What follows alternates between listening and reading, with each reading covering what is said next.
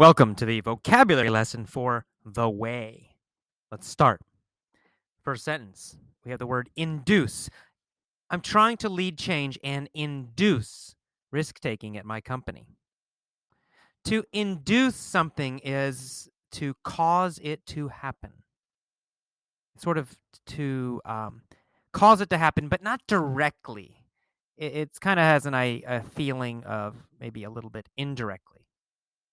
Basically, you create the situation for something to happen. So, how can I induce risk taking at my company? How can I cause risk taking to happen at my company? All right, so induce. Sometimes they talk about inducing labor for a woman. It means that she's going to have a baby. The doctor says we will induce labor. Labor means the process of having a baby. When the woman's having the baby. So to induce labor means to cause labor to happen, to cause the baby to come out. Okay, so induce, to cause something to happen. The next paragraph, we've got a few words. Tom Peters says, I've probably heard that question 1,000 times or more. For years, in response to that question, I waffled. I'd launch a little rant on leadership. All right, to waffle, great verb. To waffle means to change your mind a lot, right? It means it's really the opposite of to be decisive. To be decisive means you make a strong decision. To waffle means you don't make a decision. You kind of, oh, well, maybe, I don't know, maybe yes, maybe no, oh, I'm not sure. Right? That's waffling, right? To waffle means to not make a strong decision, to kind of change your mind a lot. Like maybe this, maybe this, maybe this, maybe this, maybe yes, maybe no, maybe yes, maybe no. I'm waffling. Okay, so in the past, he said he did not say something strong. He changed his mind a lot. Then he says, I would launch a little rant on leadership. Okay, to launch means to start something. In this case, it has other meanings, but here it means to start something. So he would start a little rant on leadership. A rant is an emotional speech, a short, very emotional speech, right? So he would start a very emotional speech, short emotional speech about leadership. Okay, he says, whatever, it means, that was okay. It wasn't wrong, but it wasn't right. So he's like, changing your company. In the past, he didn't have a strong idea how to do it, and he would usually give a speech about leadership, but that's not really the answer. Now he has a strong idea, and here's his strong idea. He says, lately I've changed my tune. Changed my tune, that phrase is an idiom. To change your tune means to change your mind, change your belief, change what you say, right? A tune is a song. So changing your tune, changing your song means you change what you say. You change your beliefs. You change your opinion. That's what it means to change your tune. Okay, now he has a strong idea. He says, I boldly proclaim there is only one way. To proclaim means to say something very strongly, very publicly. It's the idea of you stand up and you tell everybody in the room. You stand up and say, I am AJ. I proclaim that my name is AJ. Right? So it basically means say. So proclaim and say are very similar.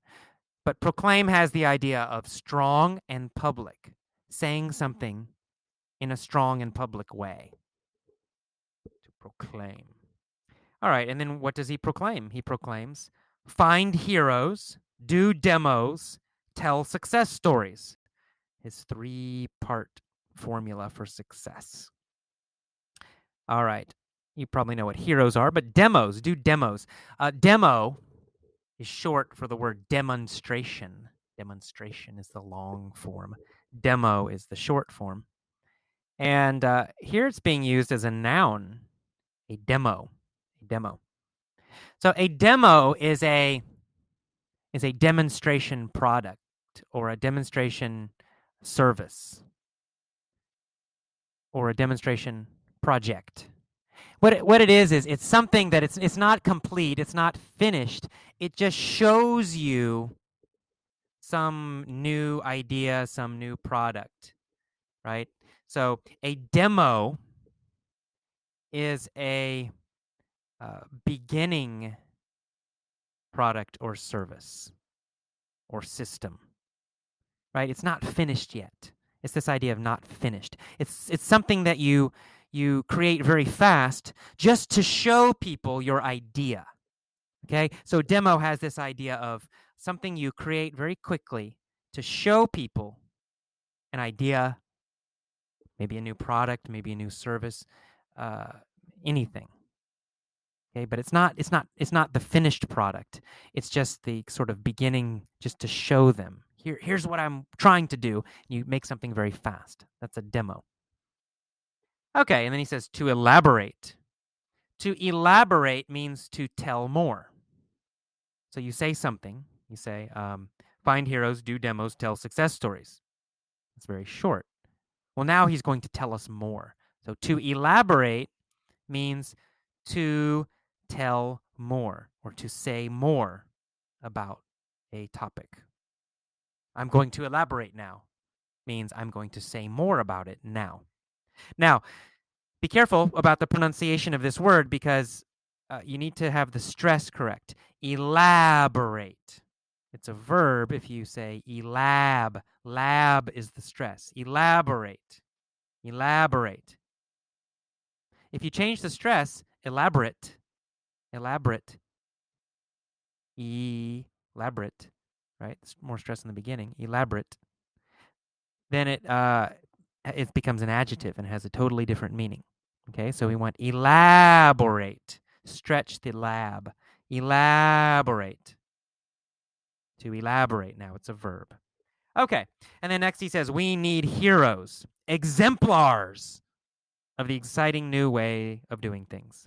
An exemplar comes from the word example. Okay? An exemplar is a person who is an example of some idea. Okay, so Bill Gates is an exemplar of computer businessmen, right? He's a big example, a big kind of hero of computer business people, right? So an exemplar is this idea, an example of some idea, and it also a little bit the idea of a hero, someone who is really great at something. Okay, so he's saying we need heroes, we need great examples, great heroes of the new way we want to do something.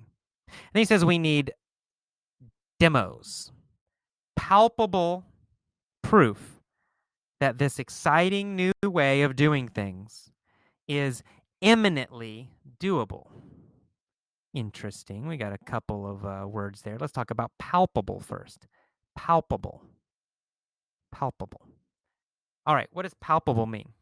Palpable means the real meaning, the direct meaning, is something you can feel with your hands, with your fingers. It means you can touch it, you can feel it, right? It's not just an idea. It is something that is real, that can be felt, that can be touched. You can pick it up, right? So is an idea palpable? No, it's not. You cannot touch an idea with your fingers. Is that right? Yes. So an idea is not palpable. Is a bird palpable? Yes, exactly. A bird is palpable. You can pick up a bird. You can feel it. You can touch it. It's a real thing. All right. Very good. Next, we have the word imminently. Something is imminently doable. Well, eminently, it has different meanings, depends on the situation, but here it means extremely, greatly, highly. Okay? It means we need proof. Palpable proof means real proof we can see and touch. It means real world examples, not just some idea, not just someone talking. It means proof that we can see, proof we can touch, proof that is real in the real world. And then with these demos, we also need something to show that something is eminently doable, highly doable, very doable, extremely doable. So what he's saying is we need demos, a demo, a little cheap, fast version of something. It's not perfect, but it shows people that, hey, we can do this. Look, I created this demo. I created this example.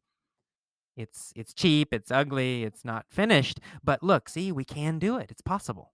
That's what he means by that. All right, and then next we need stories, riveting tales that fire the imagination. All right, riveting. It's a great word. Riveting means we usually use it with stories, movies. That was a riveting movie. That book has a riveting story.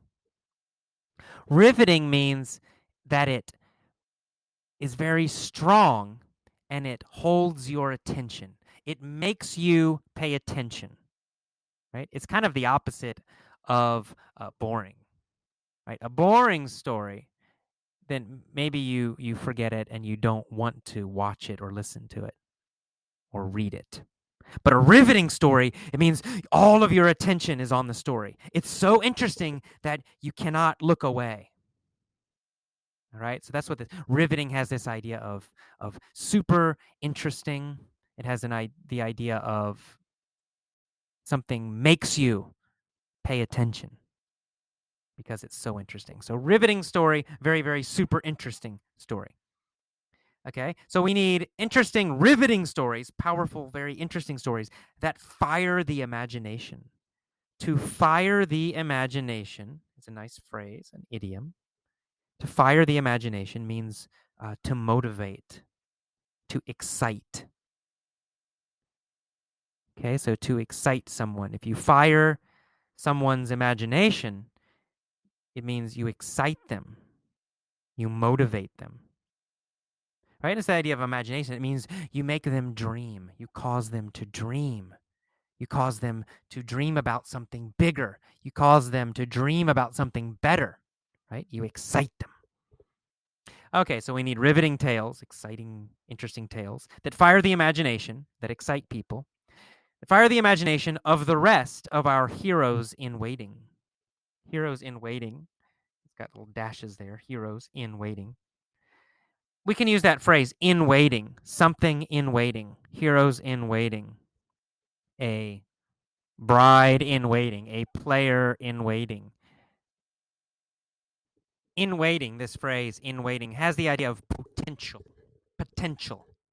So a hero in waiting is a potential hero, a possible hero. A bride in waiting, right? A woman means a possible bride, a woman who possibly might get married. And has this idea she's waiting to get married, or maybe people are waiting to be heroes, right? They want to, but they're not heroes yet. A hero in waiting, a potential, a possible hero. All right, then on to the next paragraph. This is my section now. I'm writing this next section. I say, how do you convince your team to try something remarkable? How do you convince potential customers to try your product or service? How do you inspire people? To inspire people means to motivate them. Inspire and motivate are similar verbs, right? To inspire someone means you give them energy, you excite them, you make them want to do something. Similar to fire the imagination. They're similar ideas. Right? In the next paragraph, we see the word lasting. Follow the Tom Peters way to create lasting success in your career or business. Lasting means long term. Lasting means for a long time. Lasting means almost permanent, right? So it's the idea of something that continues for a long time. Lasting success is success that continues for a long time. It's not temporary. So lasting is the opposite of temporary. Okay. And then we go down 2 paragraphs. We see the phrase flesh and blood. The point is you need role models. You need to find flesh and blood people who are already doing remarkable things. Flesh and blood means real people. Flesh and blood people. It means you can touch them. It's a little bit like palpable. Okay? So it means not people that you don't know, that you just have a picture of them. Not people who live someplace else and you can't see them. Flesh and blood people is you need role models that you can hear their voice or see their face or meet them or at least, communicate with them somehow. So real people. Here, this idea of flesh and blood people means real people. All right. And then in the next page, we have step 2. Step 2 is do demos. A demo is a trial project, a fast, cheap, simple version of a product or service. Well, I just gave you the meaning right there in the article, right? So again, a demo, it's a trial project. It's a trial version. It's not finished. It's not perfect. It's not complete. It's a simple version of a product or service or a system or anything. It's a simple version of something. Okay, demos are not perfect. They're usually ugly and incomplete, but they're a key to success. All right, then we go down a couple paragraphs and we see the phrase, then you make changes. Little by little, you improve your demo. Eventually, your demo evolves into a complete, successful product or service. To evolve, it has a scientific meaning, but it has a general meaning also. Here, we use the general meaning to evolve. To evolve means to change and get better and better. It has an idea of changing little by little, improving little by little. In the general meaning of the word evolve, you say, wow, he is really evolving as a musician. It means he is getting better and better and better as a musician. He is improving a little by little by little as a musician, right? So it's this idea of improving a little bit, a little bit, a little bit, constantly improving a little bit. That's to evolve. Okay, and that is our last word in this article. If there are other words you don't know, if you don't understand other words, just use a dictionary and look them up. But those are the key words that I really want you to know. Okay, that's the end of the vocabulary lesson for the way.